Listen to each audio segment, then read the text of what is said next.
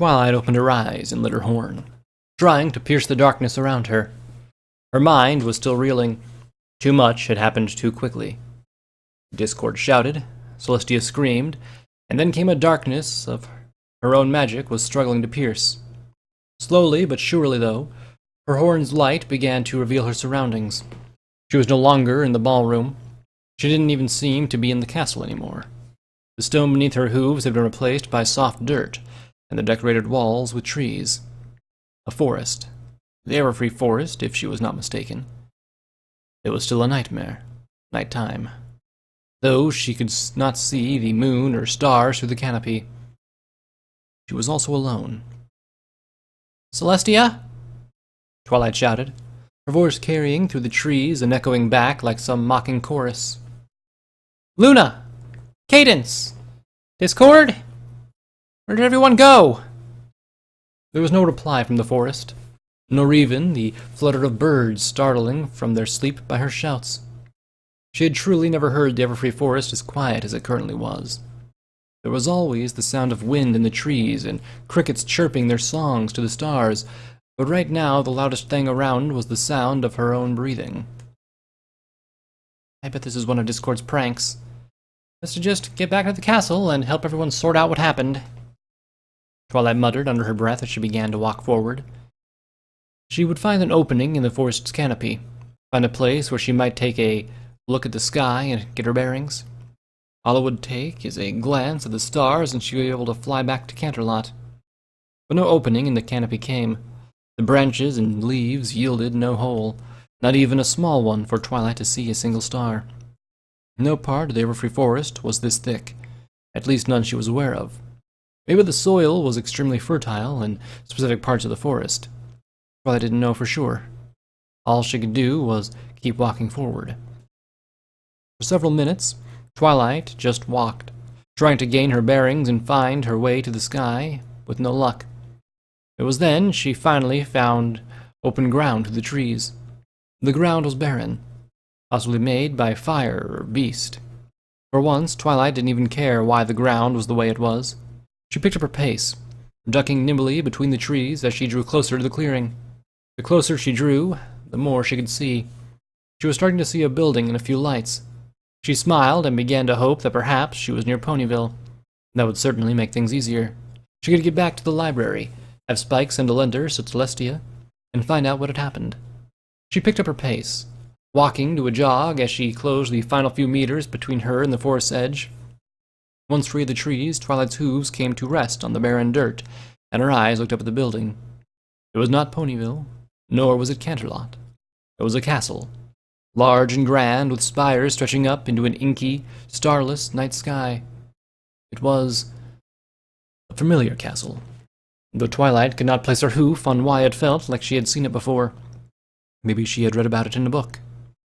Walking further from the edge of the forest and approaching the castle gates, Twilight noticed it appeared equally abandoned and uninhabited.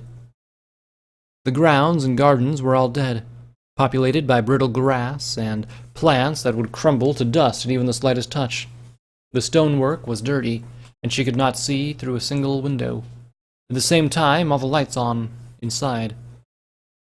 A few key windows glowed with life, and Twilight could see the occasional shadow blocking the light's source. "Hello? Is anyone here that can tell me where I am?" Twilight called out, hoping to be heard by a guard, servant, or perhaps the groundskeeper that needed to be fired. And this time she did hear a reply, though it was not any intelligible language. It was a squeaking and clattering, and when she turned to look she saw its source hanging in the center of the ill-tended garden. It was a bat, flapping and screeching in a heavy iron birdcage.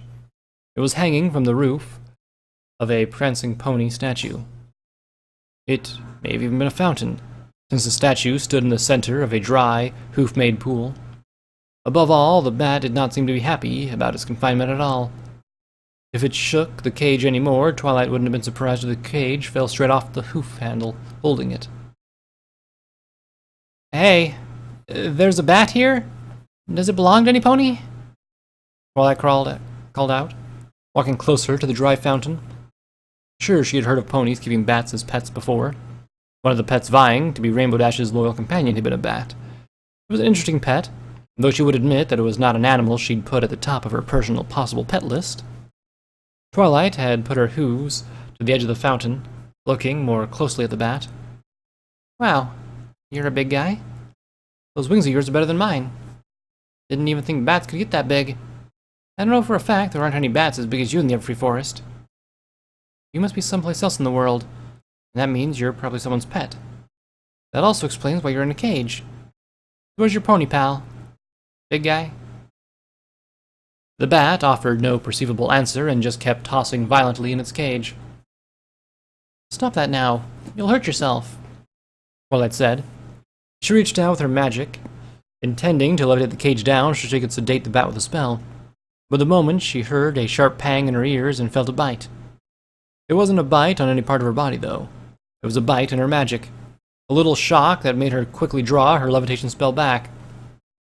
Even that light touch, however, was all the bat needed. With a final screech and flap of its wings, the bat managed to get the cage off the statue's hoof. It dropped down to the bottom of the dry fountain, the cage clattering loudly. Twilight winced, flattening her ears against the sharp pang of the metal against stone as it reverberated off the nearby walls. She then felt a flurry of wind, and upon opening her eyes saw the bat had escaped. The cage's door had propped itself open from the fall, and the bat now flew towards the castle, screeching as if it was being chased by death itself. Okay. Step 1, find out who owns this castle. Step 2, apologize for letting their pet out. Step 3, suggest they find a better place to keep said pet bat. Step 4, find the quickest way back to Candlelock Castle. Twilight nodded to herself, turning away from the fountain and walking towards the large pair of doors she could see just beyond the garden. She walked briskly, feeling an odd chill in her spine after the encounter with the bat. Who would leave a bat alone outside like that, without food or water? Maybe it was better that she had released the poor thing. A cool chill of what Twilight thought was guilt ran down her spine, and she turned back to look at the dry fountain. The cage still lay around where it had fallen, its door bent open. Yet that wasn't what drew Twilight's eyes. No, her gaze instead moved to the prancing pony statue which now faced her. That couldn't be right. Twilight knew the statue had been facing her when she came from the forest. In the bat's cage, it could not have been lying where it was if the statue had always been facing towards the castle. Again, a chill ran down Twilight's spine. She resumed her walk towards the castle doors, but every few steps she would glance back at the statue. The first few glances back, the statue was facing her. When she reached the foot of the front steps and looked back, it was still just facing her. When she knocked on the door and looked back, the statue still remained, as it was, facing her, unmoving.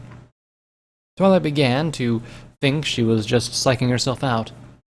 She knocked again when no one answered and looked back, once more finding the statue was still just facing her. But after knocking a third time and looking back, Twilight saw the statue had changed. No longer was it a pony happily prancing on the pinnacle of the fountain. Now the statue had taken a step down, one hoof on the edge of the fountain as if it had begun walking in her direction. The fear returned to Twilight, and did not wait a moment longer for someone to answer the door. She pushed her way inside and slammed the door shut behind her, then quickly rushed to the window, looking outside. The statue had returned to its original place on the fountain, and the fallen bat cage was once more hanging from its hoof. Smiling and wiping sweat from her brow, Twilight finished levitating one final piece of furniture against the castle's front door and inspecting her work. She had collected 2 decorative tables and 4 large chairs from around the entrance foyer, and placed them in front of the doors. The statue had not moved since she had looked through the window, but she wasn't about to take any chances. Through all the commotion she was making, she had expected someone to come and find out what was going on. A castle servant, or even the owner, should have come to stop her, to reassure her that she had not just seen the fountain statue move. But no pony had come. It was like no one had even taken notice. Still, with the door barricaded, Twilight felt secure enough to pause and take a better look at the grand foyer. The room's centerpiece was a large staircase that swept up to a second floor. There were also a half-dozen doors on the bottom floor, 3 of each side on the staircase. Beyond that, the castle featured classical decorations, crown moldings, oil paintings, a large chandelier that hung above the foyer's floor. Twilight reached to the chandelier, igniting its candles and bringing more light to the room. "Hello? Is anyone here?" Her call went unanswered, the silence of the castle creeping like a swarm of bugs across the floor. Still, Twilight shook it off and steadied herself. "Okay, I just need to be more systematic about this. I saw lights on in the windows, and I saw movement in those same windows. Some pony must be here. I'll just go room by room till I find someone." Nodding to herself, Twilight trotted to the door just off to the left hoof side. She opened the door, shining the light from her horn inside. It was the dining room, elegantly decorated and set as if a meal was about to be served. Silverware glinted back at Twilight, spaced evenly around plates, glasses, and napkins folded in pyramid shapes. Everything was in order. Everything was neatly placed. It was perfect. Except for the single pony sitting at the far end of the table, whose spoon clattered against the bowl as she ate something in the dark. "Hello?" Twilight called out again as she stepped further into the room. "I don't mean to intrude. I'm Princess Twilight Sparkle. I was lost in the forest and was just wondering if you could tell me the quickest way to get back to Canterlot. And I'm sorry about messing the foyer. Something spooked me outside and..." The pony at the end of the table kept eating with a steady rhythm. She would put her spoon into the bowl, it would clatter, and then she'd slowly carry it to her mouth. "Hello? Did you hear me?" Twilight asked as she began to trot towards the pony. "Why are you sitting in the Her words died on her tongue as her light spell began to properly illuminate the pony who was eating. The mare looked like she hadn't slept in days. Her coat and costume were roughed up. Her makeup was running down her face. It was like she had been crying. "What are you doing?" Twilight asked as she came up beside the mare. The mare said nothing, remaining focused on her bowl. That only baffled Twilight more. The bowl the mare was eating from was empty, not because she had eaten it at all. No, the bowl looked freshly washed, spotless in every way. Yet the mare kept dipping her spoon into the empty bowl, bringing it to her lips and placing it into her mouth. The whole motion was done as if playing to a silent tune, a steady, unremarkable rhythm. Putting a hoof to the mare's shoulder, Twilight gave her a gentle shake. "Are you all right? Do you know what happened? Have you seen Princess Celestia, Princess Luna, or Princess Cadence? What about Discord? Are you listening to me?" Twilight tried to look into the mare's face again, tried to get her attention, but the mare remained focused on the bowl. "Please, talk to me! What's going on?" Twilight pleaded before she looked down at the bowl. She reached for it, intending to take it away. Maybe that would snap the mare out of it. Her hoof touched the bowl, and even that momentary contact had an effect. The mare stopped, and her eyes started to flicker around. It was like she was coming to realize where she was sitting. A tremor rolled down her body, one that grew more violent as the fear in the mare's eyes grew. She began to convulse violently, sending some silverware to the floor. Twilight feared that the mare was having an epileptic seizure. But then, without warning, the mare locked up, body stiff as a statue. The changes came soon after. To Twilight, it was like watching oily paint run and smear on a canvas to reveal something beneath. The mare's flat teeth were turning jagged, and her fearful eyes turned narrow and rabid. The mare began to move again, back arching as some painful cracks echoed against the wall. She slammed a hoof down on the table, the sudden, loud sound startling Twilight. She tumbled back, hooves leaving the bowl she had only just touched. And just like that, the transformation halted. The grisly changes befalling the mare disappeared like dust, and after a few seconds the mare resumed her previous ritual. She dipped her spoon into her empty bowl, brought it to her lips, and sipped at the air. But Twilight was still trembling, hooves shaking so much she couldn't even pick herself up off the floor.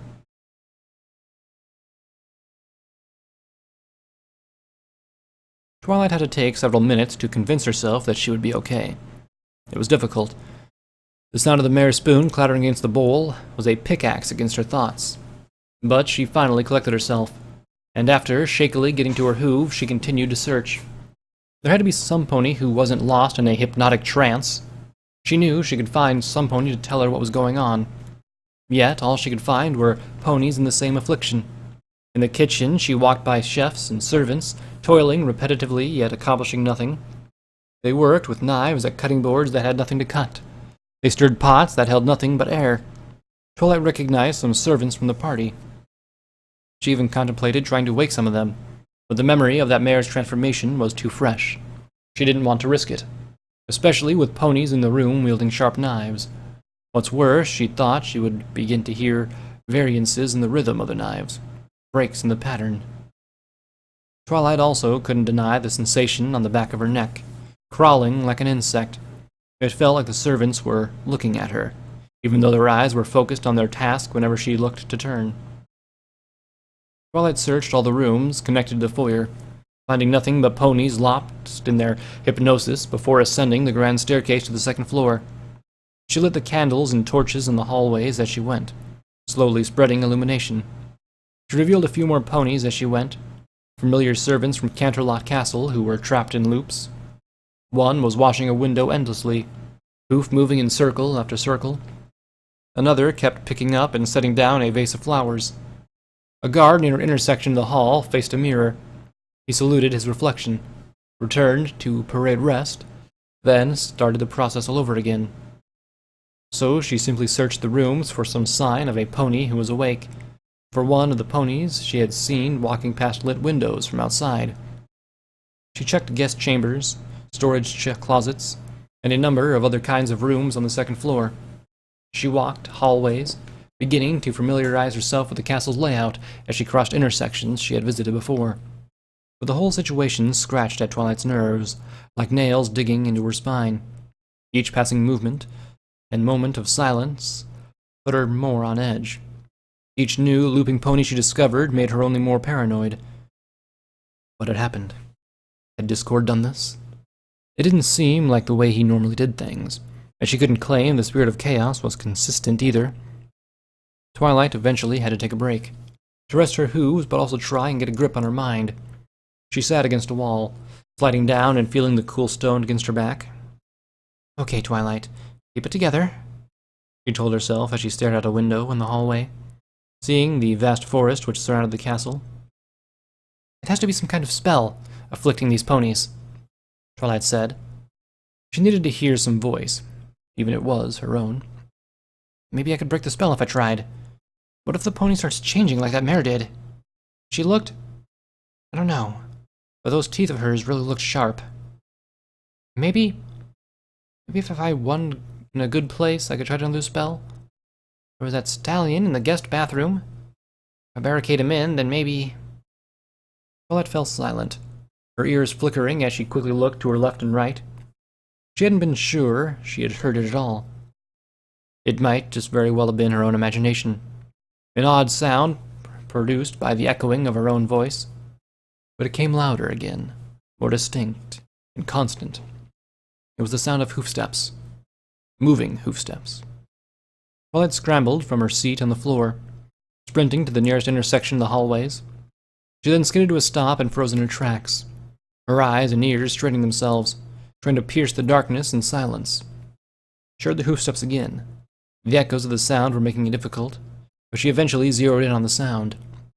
It was the hallway to her right, and she galloped down it with all the haste she could muster. She chased the sound coming through the 3 halls. It seemed to disappear and reappear, but she was gaining on it. Then a glimpse of something stepping around the corner. It was purple and pink, a tail that was familiar. It was her tail. And then in a moment, Twilight's hope sprung forth fresh. It was Princess Celestia, who, just like Twilight, was still in her Nightmare Night costume. "Princess!" Twilight shouted, a relieved smile on her lips. Of all the ponies she could find, Princess Celestia was one of the best she could hope for. Surely the princess would know what was going on, knew where they were, and knew how to put everything right. Princess Celestia would save her, just as the princess had saved her from the catacombs. Twilight rounded the corner, her wide smile widening at the sight of Celestia's white coat. The princess was standing at the far end of the hall, as if deciding which way to turn at the forked junction. "So glad I found you. Something very bad is going on here, but you probably noticed that... Twilight's voice withered in her throat as she watched Celestia turn around. The princess was much like she had been at the party. Her regal white coat shone like a star in the dark castle, oddly complemented by Twilight's own mane and hairstyle. But Celestia's face sent a shiver crawling down Twilight's spine. Saliva dripped from Celestia's mouth, which seemed to have grown larger than was natural for her face. Pearly white and dagger-sharp teeth gleamed, and as Celestia cracked her mouth open, a long, twisted tongue began to flick out between the gaps. Her eyes were manic. They were focused on Twilight with murderous intent. Princess? Twilight squeaked out. She took a few anxious steps back, muscles in her legs quivering with a desire to gallop away. Celestia drew back, then threw her head forward and opened her mouth wide, her jaw stretching, even unhinging like a snake's. Twilight's eyes fixed on the endless abyss that was Celestia's throat, and her ears flattened against the blown, chilling roar that erupted from the darkness. Celestia then lunged forward like a runner out of the starting gate, and Twilight turned, fleeing from her mentor with all the haste her hooves could muster. Thus the chase was on. Twilight could hear Celestia's thundering hooves keeping pace with her. She rounded corners, sprinted down corridors, and overturned furniture to try and elude Celestia, but the princess kept pace. She was a speed Twilight didn't know Celestia possessed. Celestia's lungs began to burn from the effort of galloping. She gasped for breath, and her mind scrambled to try and remember anything that might aid her. She was drawing a blank. She had nothing to stop the princess. Why would she ever need such a thing? Celestia wouldn't hurt her. Celestia would never hurt her. Yet the same Celestia was drawing closer, long strides letting her get closer to Twilight with each passing second. "Help!" Twilight began to shout in desperation. "Somebody help me!" She looked back over her shoulder, seeing Celestia's salivating maw mere inches from her. "Please, Celestia, stop!" A creak of hinges drew Twilight's attention forward again. A door had opened straight ahead of her, at the far end of the hallway. It was a salvation, and she began to race towards it with the little stamina she had left. She'd rush inside and slam the door shut behind her. That'd buy her time. A few precious moments, at least. "Twilight! Over here!" Then the voice. A voice which came from a different direction, from her right. Twilight had to skid hard to make the turn at the intersection she was about to pass, but it was worth it. There she saw another in the doorway, this one pouring light into the hallway as a familiar figure stood on the threshold, a familiar figure who was like an angel in the twisted reality of the castle. It was Princess Luna. Twilight leapt through the open doorway before her, passing Luna to land on a thud against the floor. In the same moment, Luna unleashed a powerful blast from her horn, a spell that lanced out and struck Celestia in the chest. The attack caused Celestia to stumble, and that gave Luna the last moment she needed to slam the door shut, putting a few inches of heavy timber in front of Celestia. Twilight turned around to look at the door, just as thunderous thuds came from outside of it.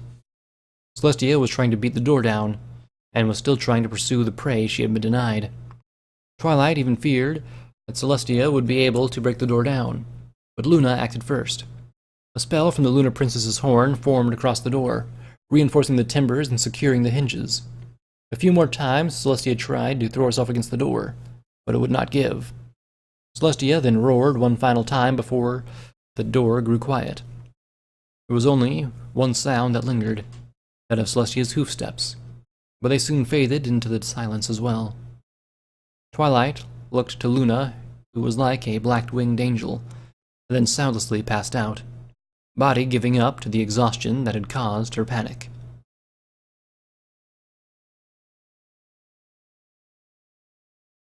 Celestia growled and prowled the outside of the door.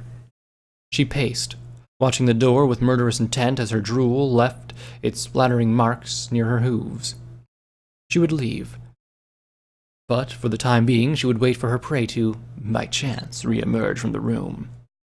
So focused was she on the door that she didn't notice a creak that began to fill the hallway.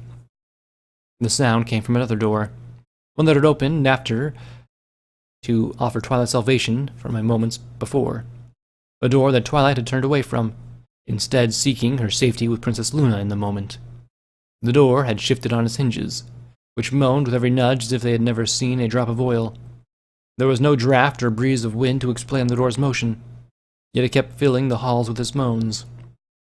It then began to close, hinges complaining through every step of the process, It was a whining that began to take on an intonation, pauses and stresses, until finally it sounded as the hinges were speaking a single word.